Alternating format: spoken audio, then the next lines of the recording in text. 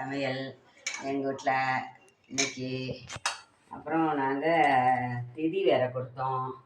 அதாவது அந்த ஐயர் வச்ச கூட நாங்கள் உங்களுக்கு காட்டணும்னு நினச்சேன். நாராயணா இங்கே பாருங்க, அமாவாசை சமையல் சாப்பாடு பாருங்கள். இந்த சாதம் இந்த பாருங்க, இதோ நாராயணா இந்த பாருங்க, பூசணிக்காய் சாம்பார்.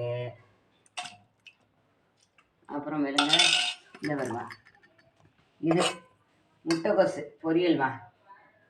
நான் வந்துட்டு வர்றேன். முட்டைக்கோசு பொரியல் முடியல, வேலை செஞ்சு நிற்கணும், முடியல. அப்புறமேலு இதோ நாராயணா உருளைக்கிழங்கு வறுவல். நல்லா பூண்டு கிட்டலாம் போட்டு நிறையா பூண்டு போட்டு தான் வறுத்து இருக்கோம், ஏன்னா வாயு இதுன்னு சொல்லிட்டு. அப்புறம் ரசம் இந்த பாருங்க, வெங்காய தயிர் பச்சடி. இந்த பிள்ளைங்களாம் எல்லோரும் விரும்பி சாப்பிடுங்க. அப்புறம் இந்த பாருங்க அப்பளம், இந்த பேரனுக்கு அப்பளம் தான் பிடிக்கும்.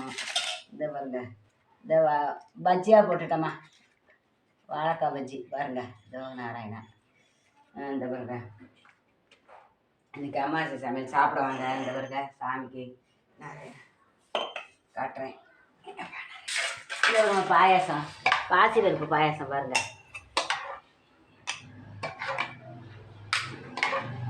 இந்த ஒரு பாசி பருப்பு பாயாசம். இந்த பாருங்க டம்ளரே வச்சுட்டேன், இலையில வச்சா ஓடுன்ட்டு.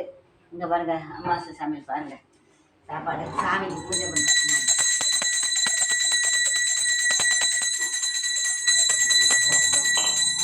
இந்த பாருங்க தயிர், இதில் தயிர் இருக்குது.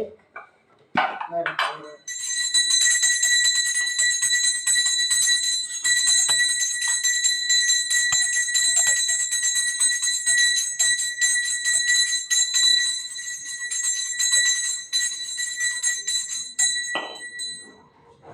சாதம் எடுத்து நம்ம விளக்குக்கு ஊட்டணுமா, இது ஊட்டணும். நம்ம ஊட்டிட்டு இதோ சூடாக இருக்கு பாருங்க.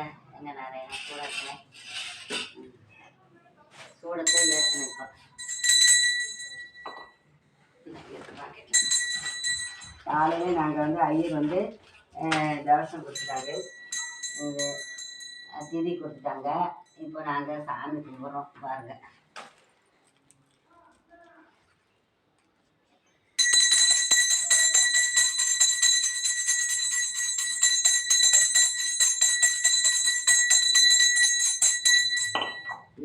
இதெல்லாம் சாமி போகிறாங்க பாருங்க. எங்கள் வீட்டு சமையல் சாப்பிடுவாங்க. அம்மா சமையல் நல்லதே நினைங்க, நல்லதே நடக்கும்.